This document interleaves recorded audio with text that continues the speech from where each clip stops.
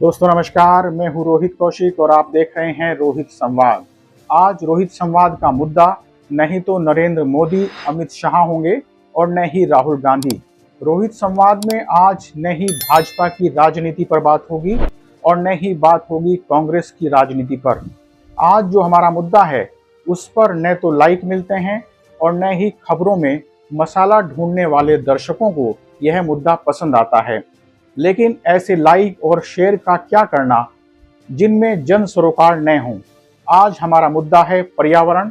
आज हम बात करेंगे हर साल आने वाली बाढ़ और बाढ़ से होने वाली तबाही की और लगातार विकसित हो रहे शहरों में बरसात के दौरान डूबने वाली सड़कों की। इसके साथ ही हर बार की तरह यह अपील तो आपसे करेंगे ही कि जन सरोकार की पत्रकारिता को समर्थन देने के लिए हमारे YouTube चैनल रोहित संवाद को सब्सक्राइब करें और हमारे Facebook पेज को भी फॉलो करें। यह वीडियो अच्छी लगे तो इसे शेयर और लाइक कर तथा इस पर कमेंट करके भी आप हमारी आवाज को बुलंद कर सकते हैं। दोस्तों, बारिश और बाढ़ के कारण भारत के कई राज्यों में भारी तबाही हुई है। एक तरफ नदियां उफान पर हैं तो दूसरी तरफ पहाड़ टूट रहे हैं। गुजरात में पिछले कई दिनों से बारिश का कहर जारी है। मूसलाधार बारिश के बाद आई बाढ़ के कारण जीवन अस्त व्यस्त हो गया है। गुजरात में बाढ़ के कारण कई लोगों की मौत हो चुकी है। राजस्थान में कई जगहों पर भारी बारिश के कारण स्थिति खराब हो गई है। बिहार में कई जगहों पर गंगा का जलस्तर खतरे के निशान से पार पहुंचने के कारण हालात खराब हैं। हिमाचल प्रदेश में भारी बारिश से भूस्खलन होने के कारण कई सड़कें बंद हैं।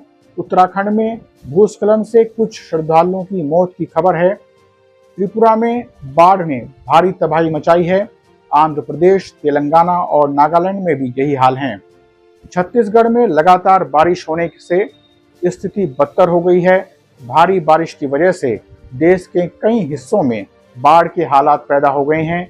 देश के कई राज्यों में भारी बारिश का अलर्ट जारी किया गया है। विकास की विभिन्न परियोजनाओं के लिए जिस तरह से जंगलों को नष्ट किया गया और पेड़ों की कटाई की गई, उसने स्थिति को और भयावह बना दिया।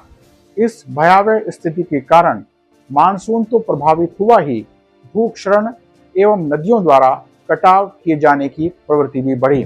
बाढ़ और सूखा पुराने जमाने से ही हमारे जीवन को परेशानी में डालते रहे हैं। बाढ़ और सूखा केवल प्राकृतिक आपदाएं भर नहीं हैं, बल्कि ये एक तरह से प्रकृति की चेतावनियां भी हैं। सवाल यह है कि क्या हम पढ़ लिख लेने के बावजूद प्रकृति की इन चेतावनियों को समझ पाते हैं। यह विडंबना ही है कि पहले से अधिक पढ़े लिखे समाज में प्रकृति के साथ सामंजस्य बैठाकर जीवन जीने की समझदारी अभी भी विकसित नहीं हो पाई है। बाढ़ और सूखे जैसी प्राकृतिक आपदाएं पहले भी आती थीं, लेकिन उनका अपना एक अलग शास्त्र और तंत्र था। इस दौर में मौसम विभाग की भविष्यवाणियों के बावजूद हम बाढ़ का पूर्वानुमान नहीं लगा पाते हैं। दरअसल प्रकृति के साथ जिस तरह का सौतेला व्यवहार हम कर रहे हैं, उसी तरह का सौतेला व्यवहार प्रकृति भी हमारे साथ कर रही है। पिछले कुछ समय से भारत को जिस तरह से सूखे और बाढ़ का सामना करना पड़ा है, वह IPCC की जलवायु परिवर्तन पर आधारित उस रिपोर्ट का ध्यान दिलाती है, जिसमें जलवायु परिवर्तन के कारण देश को बाढ़ और सूखे जैसी आपदाएं झेलने की चेतावनी दी गई थी। आज ग्लोबल वार्मिंग जैसा शब्द इतना प्रचलित हो गया है कि इस मुद्दे पर हम एक बनी बनाई लीक पर ही चलना चाहते हैं। यही कारण है कि कभी हम IPCC की रिपोर्ट को संदेह की नज़र से देखने लगते हैं, तो कभी ग्लोबल वार्मिंग को अनावश्यक हुआ मानने लगते हैं। यह विडंबना ही है कि इस मुद्दे पर बार बार सच से मुंह मोड़ना चाहते हैं। दरअसल प्रकृति से छेड़छाड़ का नतीजा जलवायु परिवर्तन के किस रूप में हमारे सामने होगा, यह नहीं कहा जा सकता। जलवायु परिवर्तन का एक ही जगह पर अलग अलग असर हो सकता है।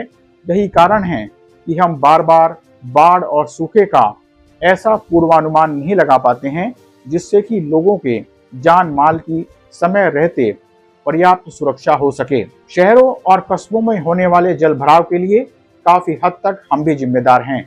पिछले कुछ वर्षों में कस्बों और शहरों में जो विकास और विस्तार हुआ, उससे पानी की समुचित निकासी की ओर पर्याप्त ध्यान नहीं दिया गया।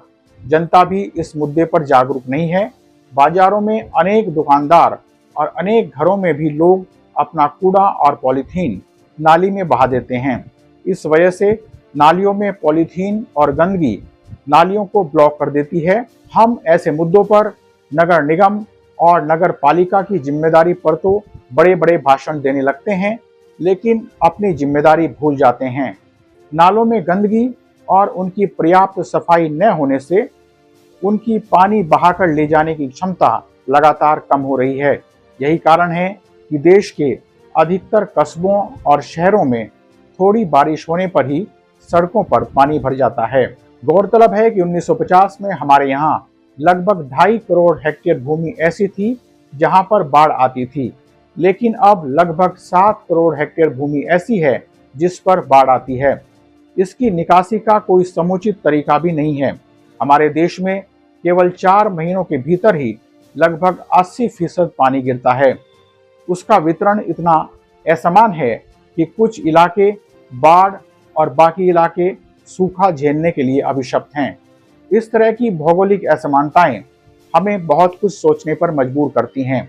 पानी का सवाल हमारे देश की जैविक आवश्यकता से भी जुड़ा है। दरअसल पानी के समान वितरण की व्यवस्था किए बगैर हम विकास के किसी भी आयाम के बारे में नहीं सोच सकते हैं। हमें यह सोचना होगा कि बाढ़ के पानी का सदुपयोग कैसे किया जाए।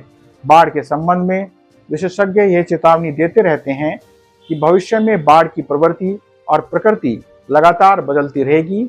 इसलिए हमें एक तरफ अपने आपदा प्रबंध तंत्र को जागरूक करना होगा और सक्रिय बनाना होगा, तो दूसरी तरफ अपने पारंपरिक जल स्रोतों पर भी गंभीरता से ध्यान देना होगा। कुछ समय पहले देश में बाढ़ की वास्तविक समय की भविष्यवाणी के लिए flood watch mobile app launch किया गया था। इस ऐप का उद्देश्य बाढ़ की स्थिति से जुड़ी जानकारी और पूर्वानुमानों की वास्तविक स्थिति को प्रसारित करना है। यह ऐप सटीक और समय पर बाढ़ का पूर्व अनुमान देने के लिए उपग्रह डाटा विश्लेषण और वास्तविक समय की निगरानी जैसे उन्नत तकनीक का उपयोग करता है। लेकिन हमें यह भी समझना होगा कि कोई भी तकनीक तब तक पूरी तरह सफल नहीं हो सकती जब तक प्रकृति के प्रति अपना व्यवहार और जिम्मेदारी हम नहीं समझेंगे।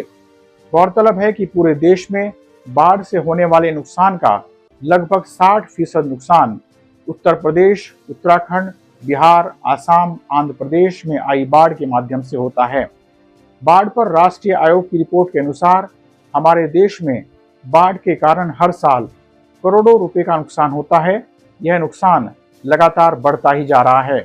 बाढ़ केवल हमारे देश में ही कहर नहीं ढा रही है, बल्कि चीन, बांग्लादेश, पाकिस्तान और नेपाल जैसे देश भी इसी तरह की समस्या से जूझ रहे हैं। हालांकि हमारे देश में सूखे और बाढ़ से पीड़ित लोगों के लिए अनेक घोषणाएं की जाती हैं, लेकिन मात्र घोषणाओं के सहारे ही पीड़ितों का दर्द कम नहीं होता है। सरकार को सुनिश्चित करना होगा कि इन घोषणाओं का लाभ वास्तविक रूप से पीड़ितों तक भी पहुंचे। बहरहाल आज रोहित संवाद में इतना ही। जल्दी ही मिलेंगे एक नए मुद्दे के साथ। नमस्कार।